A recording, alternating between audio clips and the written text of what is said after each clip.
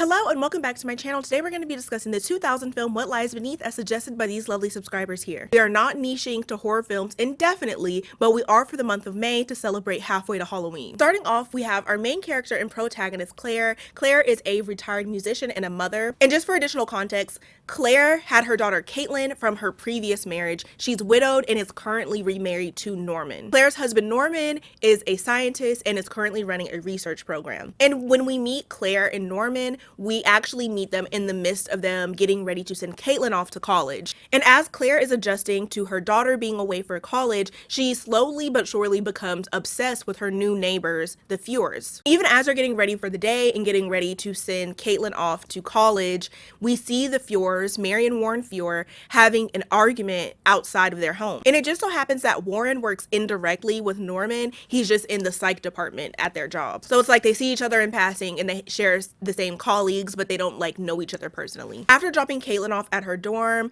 Claire and Norman are back home and they're in bed attempting to be intimate with each other. And then we quickly find out that when Warren isn't working in the psych department at his job, he is a plumber. Yes, Warren works as a plumber for his wife because Claire and Norman can hear him laying pipe all the way from their bedroom, from their house. And mind you, there's a pretty decent distance between them, and that has to mean that everybody's windows were open. So Claire and Norman hear the Feuers having sex, and I guess decided they want to compete with them. They want to have a standoff with the freaky Feuers. And this is just to tell you, I guess, like the structure or the dynamic of Warren and Mary, where it's like kind of hot and cold. Just that morning, they were having a very heated argument, and now they're having obnoxiously loud sex for all of their neighbors to hear. The following day, Claire is in Caitlin's room and she's like folding up some clothes, and I guess she becomes nostalgic because she goes to the attic to look at different photo albums of her and her family. And the way that she's viewing the photo albums in like a reverse chronological order, I guess you could say,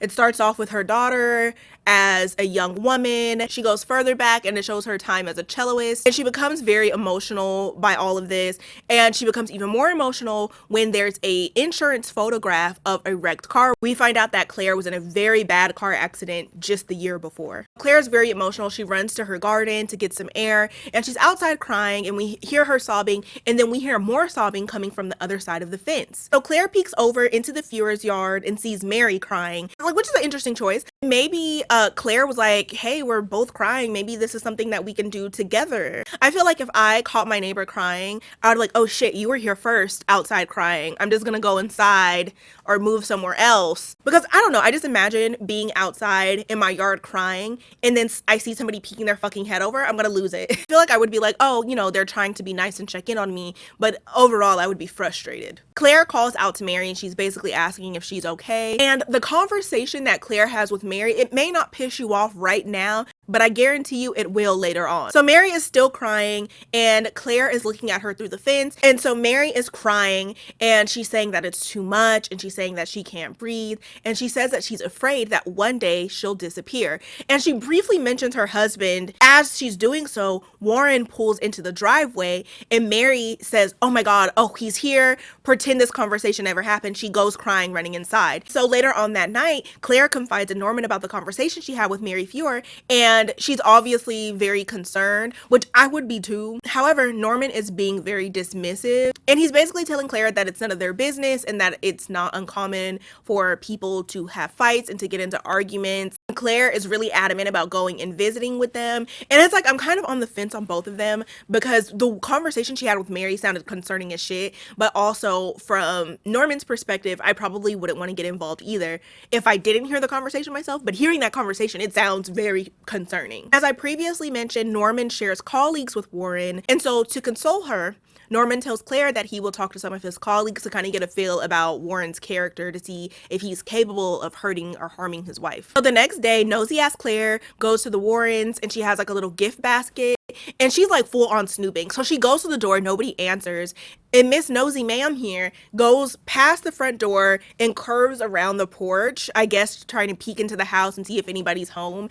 And as she's doing so, she finds a women's shoe and it appears to have a little bit of blood on it. So So Claire leaves the Fjords, taking the basket with her, and she's approaching her house, and we get to meet her friend Jody. And Jody is basically just there to check on her because she's aware that Claire has been going through a lot. Her daughter, who she's very close with, has just gone to college, so she's home by herself a lot while Norman is at work. She's also worried because it's like nearing the anniversary of the awful car crash that she was in. I really like Jody, honestly, because that's like a solid friend, because Claire swears up and down that she's okay. And Jody has confided in spiritually enlightened friend about Claire, and so her psychic friend has given Jody a tea to give to Claire. So the tea is supposed to soothe heartache and promote psychic wellness. And I mention that because I have a theory about this later. So later that night, it's storming. Claire is focusing really hard on whatever she's doing on her computer. It's a game of solitaire. She's playing a game of solitaire. I guess it's like a little comfort thing, little fun little thing to do before bed. Go off. The storm causes the power to go out. So Claire goes to close their bedroom window. She sees Warren outside in the rain, putting what looks to be a body in his trunk. And so mind you, she's already been on edge about Mary and the conversation that she had with Mary, so she's freaking out. And she wakes Norman up, and by the time Norman gets to the window, there's no car there, there's no body, and there's no Warren. And so you can tell that Norman is very clearly irritated with Claire. So the next day, Claire is peeping at the Fuhrer's yard again. She's kind of like peeking over like goddamn Home Improvement, trying to peep into their yard. And as she's doing so, she like injures herself, like she kind of scratches her arm on the fence. So she goes inside, and as she reaches for the door like opens by itself, and Claire closes the door, and the overall vibe of the house just feels a little bit different from what we've previously seen when Claire is home alone. Like it feels like there's this tension there. Nonetheless, Claire goes over to one of the windows in the house, and she accidentally like knocks over a photo. This photo is actually a newspaper clipping of Norman receiving a DuPont award. So Claire leaves the room, she walks past the front door, and it's open again. So later that afternoon, Claire and Cooper are outside on their dock, and Claire throws a ball into the water for Cooper to fetch it. Cooper does not fetch it. Cooper is in a very defensive pose, as I would know as a dog mom, and he's growling and he's not going after the ball at all. And we presume this to be unusual behavior for Cooper because Claire is looking at him and she's like, it's your favorite ball. She was like, this is a first. Like, I've never seen you not go jump in this water and get your goddamn ball. Claire has like, I don't know what you call it. It's like those little jabby things that they use to like pull like little sailboats in, but she's using that to try to grab the ball. And as she's doing so, y'all, there's literally a whole woman in the water. The woman in the water and Claire are kind of like staring at each other, and Claire doesn't really realize what it is that she's looking at. And like, to be fair, you really got it. Like, if I was in Claire's situation, I didn't have my glasses on, I would not have been able to see that there was a woman. I would have probably been doing the same number where I'm trying to figure out what it is that I'm looking at. The woman kind of sinks further into the water and she vanishes. And as she does so, the phone ring. It kind of freaks Claire out. And so she answers the phone, and it's Norman, and he's saying that he's working late, and he tells her like, if you want me to come home, I can come home. I was like, yes, come home immediately. I was like, either we got a mermaid or there's some weird ass shit going on because there's a bitch in the water. Instead, Claire is like, no, it's okay, like go ahead and work late, kidnapping me. And I should also mention too about this scene, when the phone rings, like I said, Claire gets freaked out, Cooper gets freaked out and runs off the dock, and we literally don't see him again the whole rest of the movie. Oh, yeah. I'm kidding. We do. Wouldn't that be fucking hilarious if he was like, I'm out this bitch. I've seen what I needed to see. Y'all have a fucking ghost. Fuck you, Claire. Fuck this family. I'm Cooper, the charismatic cutie. I'm still in my prime. I can find a new family to love. I really feel like Claire should have locked in as soon as Cooper started growling. Him not going after his favorite ball, like, that's okay. Like, I could see her being like, oh, no big deal, because this happens to me all the time with Miss Daphne. There are times where Miss Daphne brings me her favorite toy, and I grab her favorite toy, I stand up, I throw the toy, we're playing fetch. And then there are other times where Miss Daphne presents her favorite toy, I stand up, I throw the toy, and she looks at me like I'm a complete asshole and have completely disrespected her. So it's like, in that regard, yes. But the growling, and let me tell you something, I love scary movies. I love me a good horror flick. I was a real spooky kid. I had all the Goosebumps books. I had all the Goosebumps on DVD. A spooky kid, a spooky person through and through. Even when I lived alone, I would watch a scary movie or a horror film, sleep like a baby that night. After Daphne moved in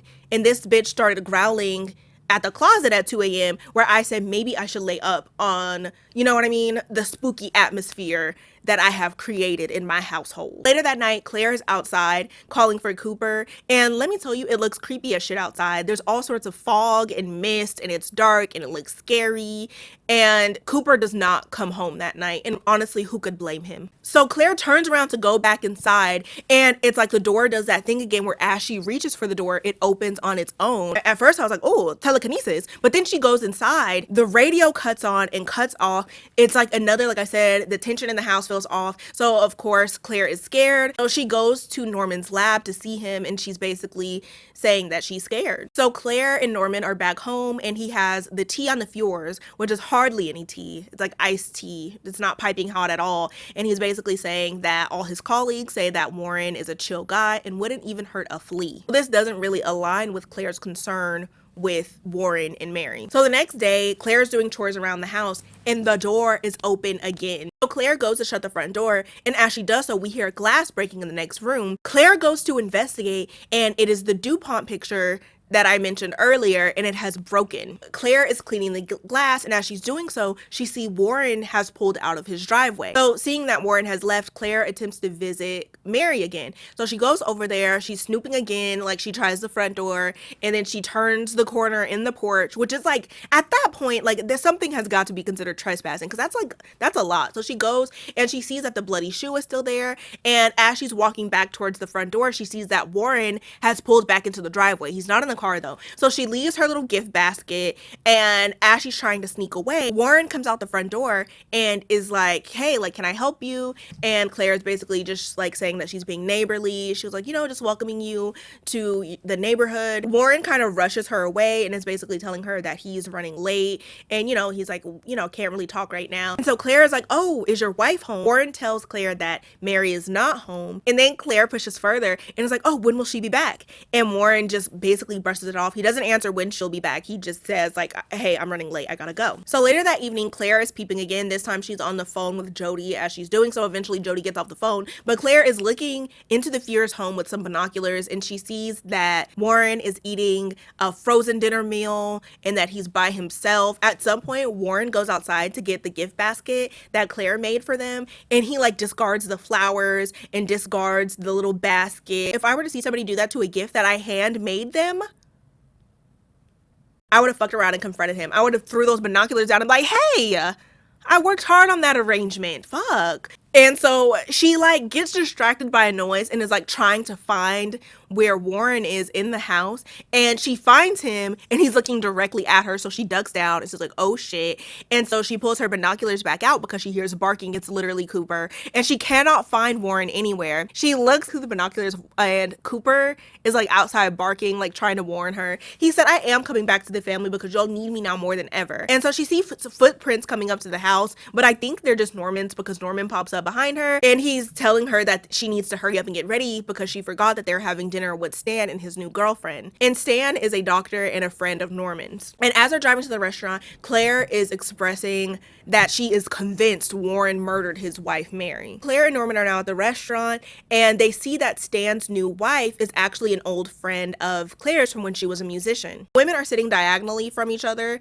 so as are the meaning that the men are also sitting diagonally from each other. And there's this conversation that they're having, and it's like an intertwined conversation where it's like they're both talking to one another at the same time. So Claire is talking to her friend and Norman is talking to Stan. And I'll tell you this right now, between the two conversations that are happening, Stan and Norman's is the most interesting. This is not something that we noticed right away, but in hindsight, there's some tea there, and we'll discuss that a little bit later. So Claire and Norman are back home, and Claire is putting the DuPont newspaper clipping into a new frame. But as I mentioned earlier that day, the original frame had broken. And as she's doing so, she steps on some glass from the broken frame, and she pulls the glass out, and she notices that there's a little vent and that there's a key in that vent. So she fishes the key out and she's looking at it, and she kind of just discards it in her robe's pocket. So Claire's walking upstairs and she sees a ton of steam coming from the bathroom. Claire goes into the bathroom. The tub is filled all the way up. Claire unplugs the drain, and as she does so, she sees a reflection of a woman standing next to her. So naturally she screams because duh. duh. It doesn't show it, but it is implied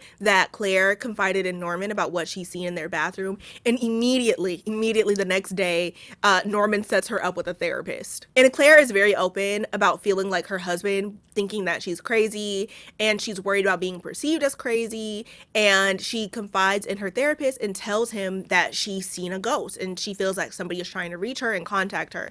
And so her therapist asked her what the ghost looks like, and she said it looks just like her but with green eyes. And then Claire's therapist tells her to try to contact her and figure out what she wants. I feel like that was really iconic of her doctor, because he's not invalidating what it is that she's experiencing, and I suspect that he made that suggestion so that she could come to her own realization of what's real and what's fake, and for her to find, I guess, like a reasonable explanation for what it is that she's experiencing. And you can tell this movie was made before therapy was normalized, because I feel for a certain time people have associated therapy and talking to somebody and getting help as like a negative thing or something that only crazy people do. And I feel that her therapist is really cool for not emphasizing what she was already feeling, because it's very clear that Norman was making her feel like she was crazy. Although his advice to reach out feels ill-advised given the shit that we have seen from Claire's perspective. Like, it looks like she's actually dealing with some shit, some spooky shit. So now Jody and Claire are in Claire's bathroom with a Ouija board, and Claire decides to do everything in the bathroom because that's where she's seen the woman. So Claire has gotten Mary's bloody shoe, the one that's been on the porch for the past I don't know how many days, and she's basically using that to summon Mary's spirit, who she believes to be dead. So they're doing their little Ouija board thing, and some creepy things start to happen. The candle goes out, the little planchette on the Ouija board, it like starts twitching, which looks like we got a weak ass ghost on our hand. Like, girl, make it move, do something. And one of the bathroom doors start to open a bit, and now Claire and Jody are freaked out, and from another entrance Cooper busts in, scaring them, and bless Cooper's heart. I know Cooper is just exhausted with his family at this point, because he's like, bitch, I just came back and I come in and this is the shit that y'all are doing. Y'all are fucking around with this shit. So Jody and Claire declare the Ouija board experiment a bust, and Jody leaves. After walking Jody out, Claire comes back in, and she's going up the stairs. In the mirror's reflection, we see that the computer has cut on. So then she goes upstairs and she's cleaning up the bathroom. She's cleaning up their little seance shit, and she's putting the Ouija board away. And the same bathroom, she sees steam coming from the bathroom. So Claire goes into the bathroom, and we see like a reflection in the mirror. Like, we see like some sort of movement behind her. She approaches the tub, and the best way I'm trying to figure out how to explain this to you. So as Claire is approaching the tub, we see her reflection appearing in the water, and as she's approaching, there's another reflection of a woman receding from the water. When I tell you, I would have called Jody back so fast, I would have been outside. I wouldn't have investigated any further. I would have like, Cooper, you were right, let's go. But she doesn't. Instead, out loud, she's like, what is it? Like, what do you want? Written in the condensation on the mirror, it says, you know. I would have been like, clearly not. Clearly I don't, if I'm over here asking questions, but you know, go off. Claire runs downstairs, and like I said before, we seen the computer cut on, and we see like it's one of her solitaire games, and it's asking for initials, and over again the initials MEF is like manifesting on the computer, like somebody's typing it. Claire's connection is Mary Fuhrer. She doesn't know Mary's middle name, but like she's like, this is all the proof that I need. Claire is upset. She runs to Norman's job, and she's crying. She's hysterical, one might say. And she's like, he killed her. Like, I know he killed her. And she's very clearly freaked out. And Norman has the fucking nerve to say, like, he was like, are you resentful that I've been working so much? He's like, do you hate me? You're trying to sabotage me. I feel like you're trying to hurt me. You know how important this project is to me. And I'm like, bro, what? I'm like, I was having a really hard time making that connection that he was making, because like I could see if parts of his experiment and his research was being destroyed, and then Claire was like, it wasn't me, it was the ghost of Mary Fuhrer, then like, okay, then I could see him making that connection. But I'm like, your wife is legitimately scared right now, do something. And so Claire is like, this has nothing to do with you. She's like, I'm scared. And so she runs out of his lab or his office, and he runs out behind her, and from across the way Claire can see Warren Fuhrer. So she goes and approaches him. She's like, you son of a bitch, I know you killed her. And he's like, killed who? Claire's like, your wife. And y'all, tell me why Mary Fuhrer walks up, and it's like, what's going on, honey? The way I would have been like, wow, this is rock bottom. I would have felt like shit if I was Claire. And when I tell you, when I seen this movie for the first time, that reveal in itself had me so, I said, then what is happening? And it's like you're watching the movie from Claire's perspective and you're like, yeah, she's right. Like, y'all need to listen to her. And then this shit happens. I said, oh, damn. So the next scene, Claire is having a therapy session. Can you blame her? I would have felt very conflicted about everything as well. She basically tells her therapist, able to acknowledge that I've been seeing things that aren't there and I want to get help. And so that's where she leaves off with her therapist. Claire is walking up to the house and she sees a little gift from Jody, and it's basically a book on how to summon ghosts and spirits. As she's looking at the book, Mary approaches the house and Mary is basically apologizing, and she's like, looking at our conversation, I understand why you would have been freaked out. Claire is like, yeah, what was that about? And Mary is like, have you ever been so in love? You've been consumed by passion, and when your partner wasn't there, you felt like you couldn't physically breathe. Claire's like, okay, no, but okay. And Mary, it goes on further, and she's basically saying that she tried to leave Warren because she felt so passionately about him,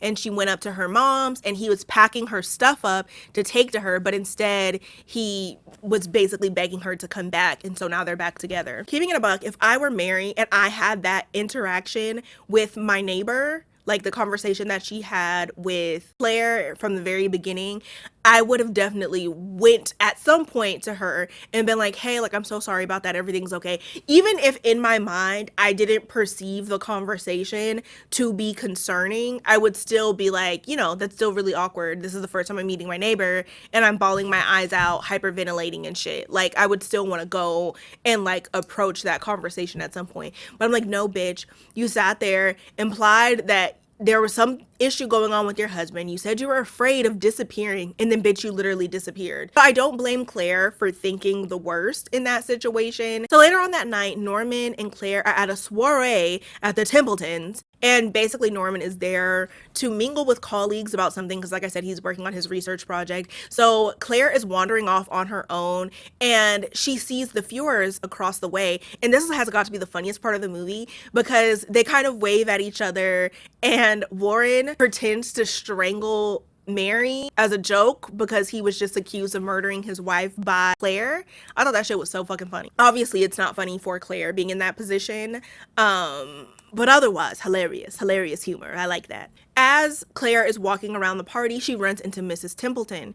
And Mrs. Templeton is basically saying like, oh, like the last time I seen you was at the DuPont party. Let's all recall the newspaper clipping from the DuPont photo with when the frame broke on its own and all of that good jazz, her replacing the frame, her finding the key. We all know this. Mrs. Templeton was like, yes, I was like worried about you because you looked very upset that night. Claire is vaguely recalling the night of the party and she doesn't quite remember why she was upset. She doesn't even remember being upset, keeping in mind that she was in a car accident that year. And so anything that happened directly before that car accident, memory is a little shoddy for her. So Claire and Norman are home. Claire is staring at the DuPont photo, and I think she's just trying to recall what happened that night to where Mrs. Templeton noticed that she was upset. And she puts the photo down, and as she's walking away, we literally hear the photo dragging off the counter and falling and breaking. So she turns around, and Claire goes to pick up the frame, but the back of the frame comes off, and we see another news article on the back, and it is that of a missing girl. The missing girl's name is Madison Elizabeth. Claire kind of is seeing the connection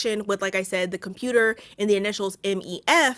All we have right now is ME. Claire goes on the computer and she's looking up the missing persons database for her area and sees that there was a young woman missing by the name of Madison Elizabeth Frank.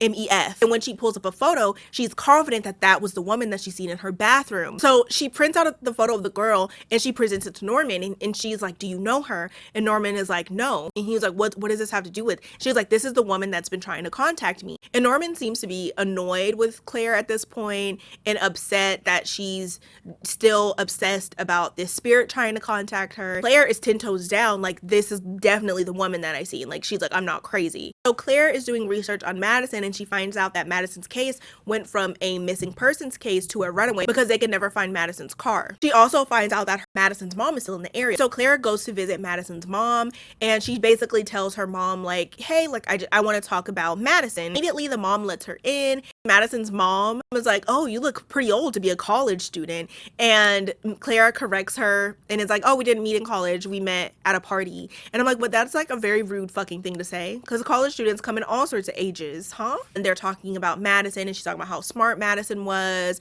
and how she had like a full scholarship to Princeton. And she offers to show Claire Madison's room.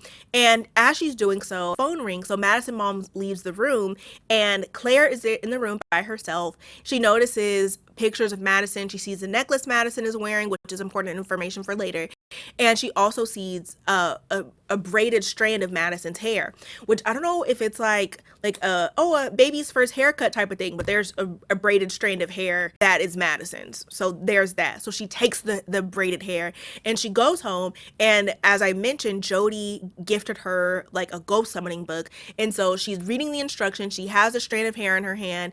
And just as this is happening, Norman comes into the house. So Norman is in the house and Claire greets him in the kitchen, except it's not Claire because she has green eyes, and for some reason Norman does not notice. So Claire is being really flirty with Norman and she keeps calling him professor, and all the while she's holding Madison's braid. So Claire is now kissing and straddling Norman. Basically, she has been possessed by Madison's spirit. So as she's straddling him, she's looking at the front door and Claire sees herself in the front door, and it's like raining and she's drenched in rain. She could see herself in the mirror's reflection. But this is something that only Claire / Madison can see. Norman cannot see it because he follows her glare to the mirror and he doesn't see anything. So Claire turns back to Norman and says, I think she's starting to suspect something.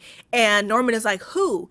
Claire leans forward and her face changes from Claire to Madison, and Madison says, your wife. Norman pushes her off, lands on the floor. She drops Madison's braid, so now she's no longer possessed. And if this scene sounds familiar to you at all, What Lies Beneath was referenced in Scary Movie 2. It's a scene where Sydney is flirting with the professor, and then when she leans down, is Ray, and Ray is in the kitchen wearing the same dress. That shit was so funny. So now Claire is just Claire, and she's starting to recall everything that happened during the time of the car accident, because like I said, her memory was a little fuzzy, so she didn't remember a lot of things. And she remembers walking in on Norman and Claire. She also is now remembering Madison at the DuPont party, and she remembers seeing her and getting upset. And here goes Norman with all of his excuses and all of his lies, and he was like, we were having problems at the time.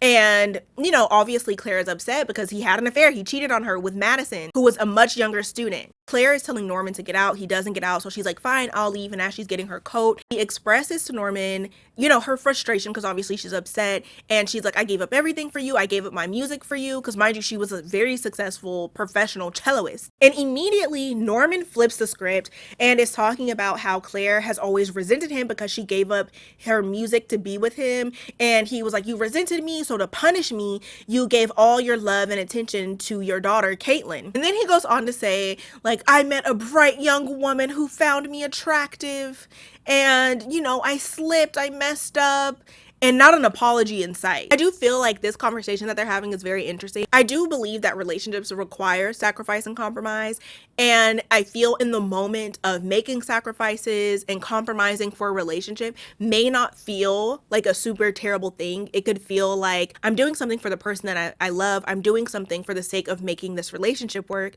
You add the betrayal on top of that, you kind of look at that a little differently. You look at those compromises and you look at those sacrifices a little bit differently. Like, for example, when Claire, Norman, Stan, and his girlfriend are having dinner, Stan asks Claire, like, why did you give up playing the cello? And Claire very happily explains that she met a brilliant genius scientist and they got married. Like, she explains it that way. She's not explaining it in a way that is like, oh, I made this massive sacrifice. But then after finding out about the betrayal, she now views the compromise that she made in order for their relationship to work as a sacrifice. Because what Norman is saying is like very weird. For him to say that she gave all her love to her daughter, it was kind of giving that he probably shouldn't be with somebody that has a child. I feel like that's very much expected, that Caitlin would be Claire's main priority. And it's like, even throughout the movie, Claire seems to really love and adore her husband. She seems very loving towards him. And like I said, she describes him as brilliant and a genius. So it's like, where did you feel that the relationship was lacking other than her being a mother? Because it doesn't seem like she was being resentful. In my opinion, being resentful would look more like, oh, I don't give a fuck about your project. I don't give a fuck about your successes.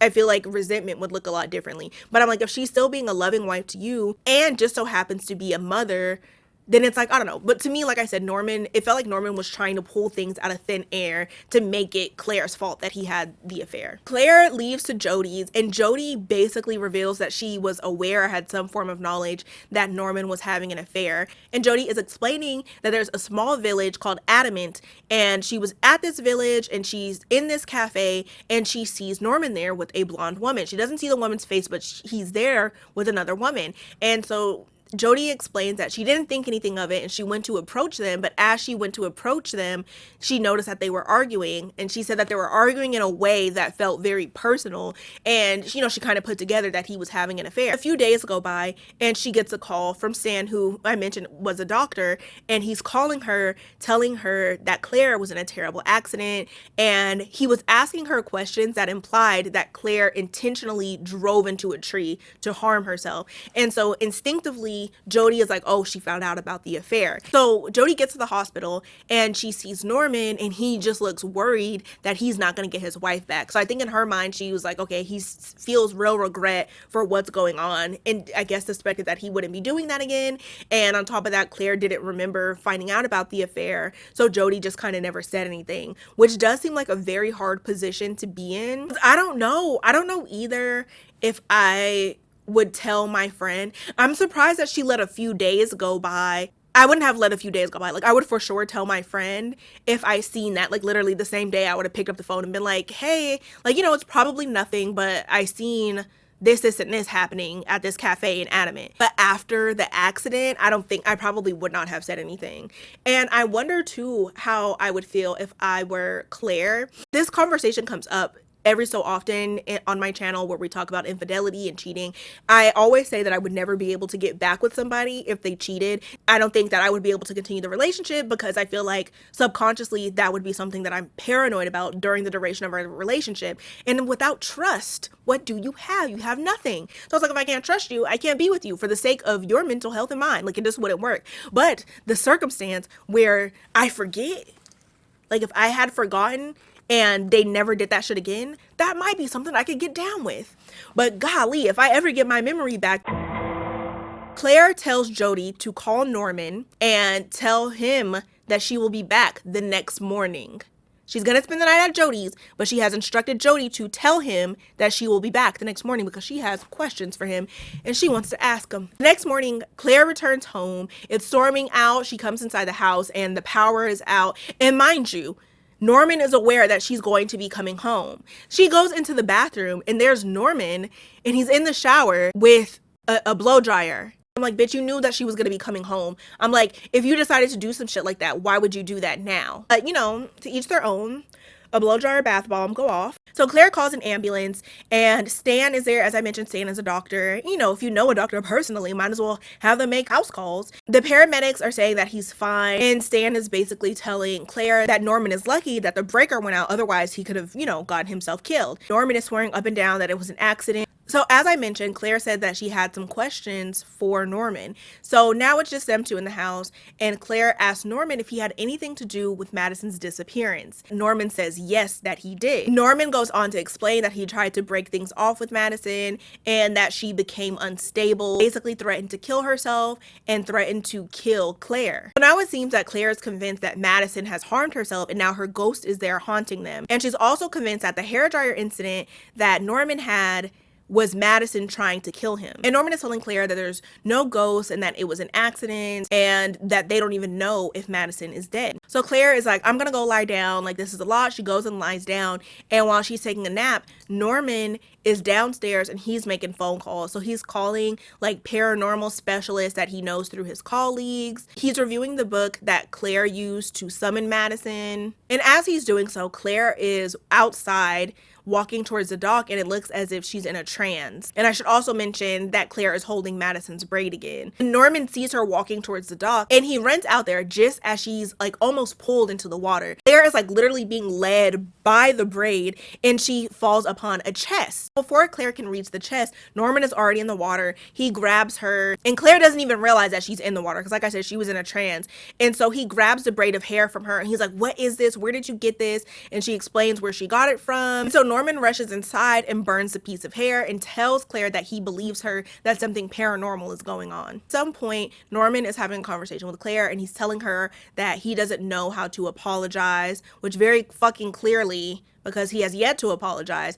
And he tells her, like, "I don't know how to apologize, but if you give me another chance, I'll make sure I spend every day for the rest of our lives to where you don't regret giving me another chance." And I just feel like there's no fucking way, because it's like infidelity already and a fucking ghost.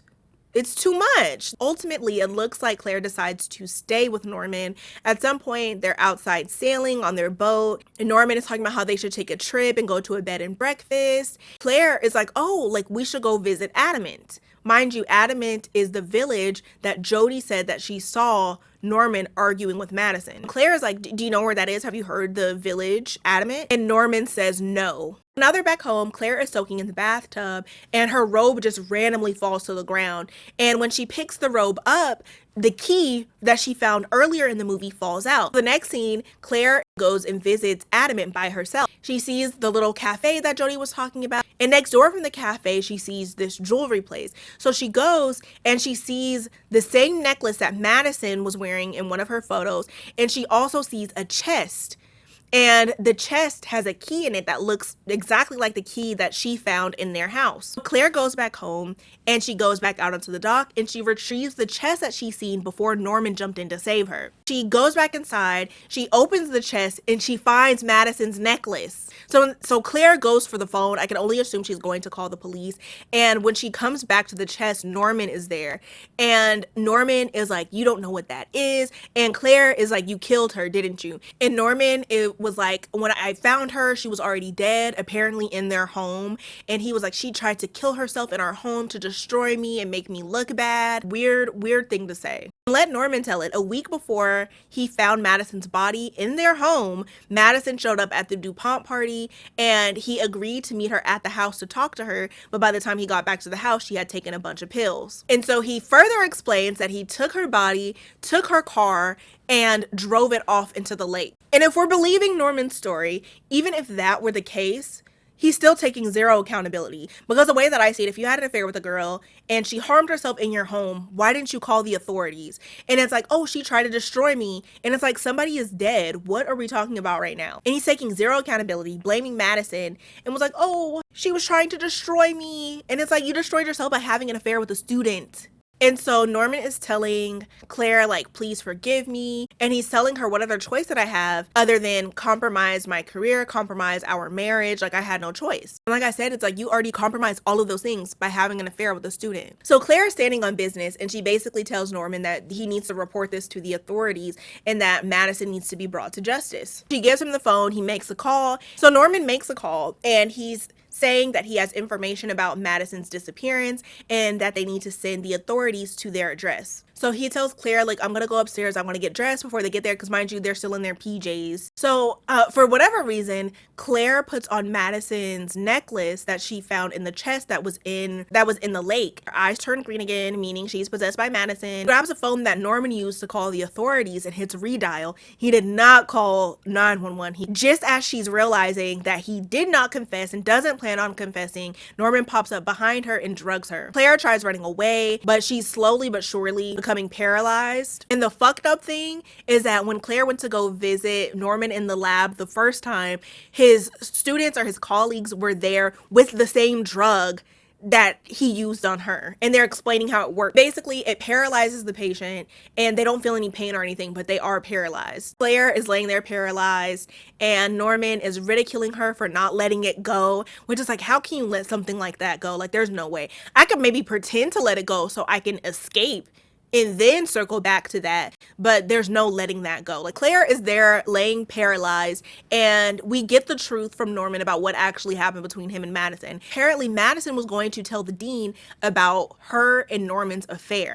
And I'm like, Madison's mom was talking all that shit about how smart her daughter was and how she got a scholarship into Princeton. But I'm like, girl, why would you tell the man that you're going to snitch on, that you're going to snitch? The information that you're snitching is not light work at all. If you're already planning on putting him in a position, which he put himself in that position, let's be clear, but if you're planning on exposing the position that he put himself in, and you exposing him is going to take everything away from him, you've given him nothing to lose. So Norman is carrying Claire to the bathtub, and he's like, I loved you, and I've always wanted to be with you. All I ever wanted was to be with you. And it's like, if that were the case, like, why did you cheat? Like, make it make sense. So he places her in the bathtub, and he admits to pretending to be electrocuted in the bathtub earlier. Poor Cooper is there, and he's looking at Claire in the bathtub, and he's just looking at her like, damn, girl, like, this sucks. Like, you know, I could be next. He removes Cooper from the bathroom. Cooper is crying, trying to get to Claire, bless her heart. Basically, Norman is setting everything up to make it look like Claire harmed herself.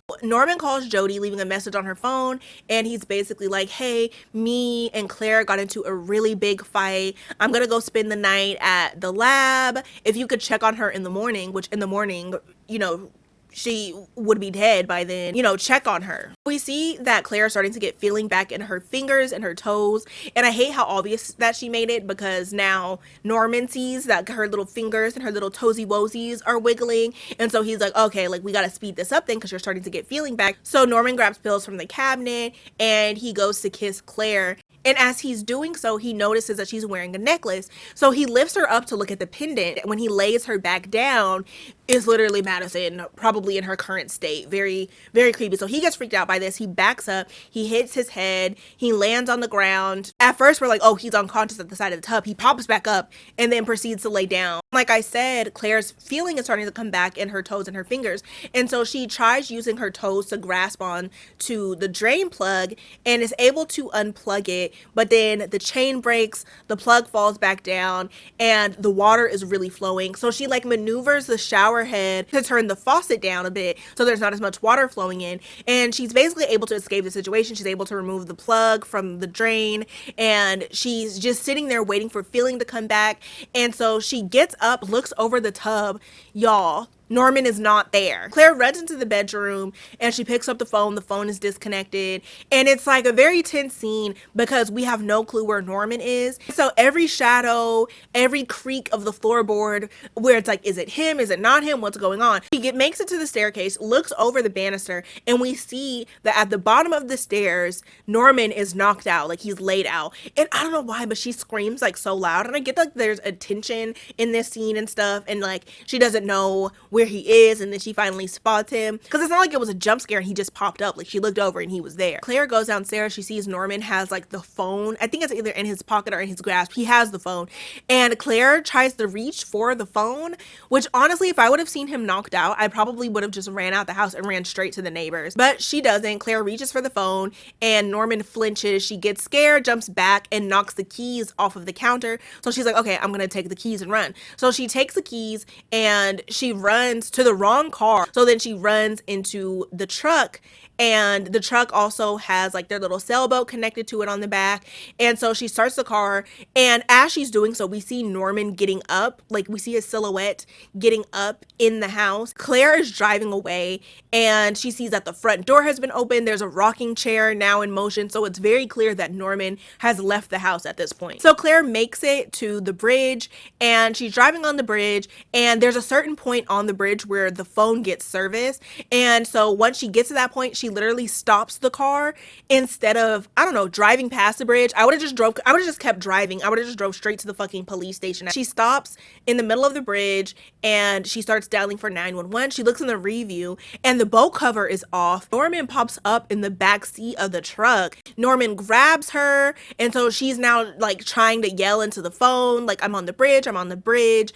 And she's driving, and she ultimately drives them into the water. The truck is quickly filling up with water, and the windows are not opening, the doors are not opening, and the only way that she could possibly get through is like the big back window at the truck, the same window that Norman used to grab her. Before she can make it to the window, Norman grabs her. His foot is like wedged in between like the door and the seat, so he's stuck. So he grabs Claire and he like begins to sink her head underwater. He literally does it like that, very slowly. Like she didn't even try to fight. I would have been like, no. And so now they're both under the water. We see a body appearing from what looks like a vehicle just beneath them.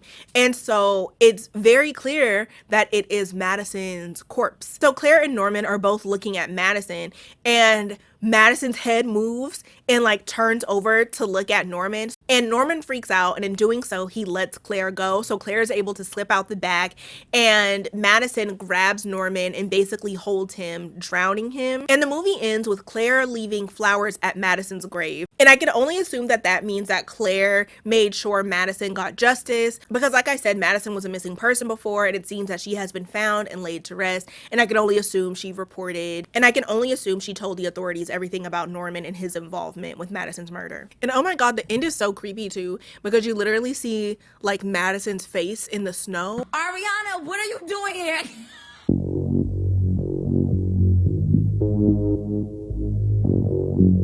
Because of movies like What Lies Beneath and because of movies like Shudder, anytime a man tells me that the girl he was hooking up with or his ex is crazy and unstable, makes me look at them and go, bitch, she better be Annie Wilkes. She better be Swim Fan. This is something that I've actually experienced. I always and will always believe somebody if they confide in me about something like that, and I will handle it with the utmost delicacy. My whole point is, don't lie about that shit. What the fuck? What Lies Beneath is definitely a movie I would consider watching, or I would recommend watching without any context at all. That's just the best way to view it, because we're on like a whole roller coaster of what the fuck is going on. Like a great portion of the movie, we are convinced that Mary Fiore has been murdered by her husband, and it's just a wave of emotions because there's multiple plot twists depending on how you look at it, and it is a plot twist that you cannot clock. Like if I were to recommend that you watch this movie and I tell you, hey, there's a plot twist in this movie, I know for a fact that your guess wouldn't be that Claire is being haunted by her husband's mistress. I know me, when I watched it for the first time, as soon as we realized that Norman was lying, when he lied about not knowing who Madison was, more and more truth started coming out, I was like, he definitely killed her. But that initial shock of, oh my god, it's not Mary Fiore that's been contacting her. Maybe our character is seeing things that aren't there. And then it's, okay, we found out that it's Madison, but what connection does Madison have with Claire? Then we find out that connection. And then we find out that connection is Norman, her husband. And then we find out that he had a direct hand in her disappearance. Although I do feel that the initial plot twist of Mary Fiore being still alive is a great one, it's just kind of like, at what cost though? Only because I'm like, why did it take Madison an entire year for her to reach out to Claire? And the only thing that I can think of is maybe she was waiting or couldn't get through until Claire was more perceptive of that type of thing. You have the tea that Jody gifted Claire. Maybe having that tea allowed her to have more of a solid vision of Madison trying to reach her. We never really see Claire drink the tea, but there is that scene where she's playing solitaire and there's a mug next to her, and I'm like, maybe that could have been the tea. I don't know. Like, they don't emphasize it enough for me to think that that's what caused it. I think it does time out pretty well. I guess it's just really coincidental that the second that Mary Fiore went to her mother's and in Claire's perception disappeared is when all of this shit started happening. And I do want to circle back to the dinner that Claire and Norman had with Stan and his girlfriend. And as I mentioned, Stan and Norman's conversation was very interesting, and it was slightly telling of what was going on, but not enough to where you would have clocked it and been like, oh, this is what's going to happen. But basically, Stan is telling Norman that one of his colleagues was recently fired because of a stalking situation he had with an intern.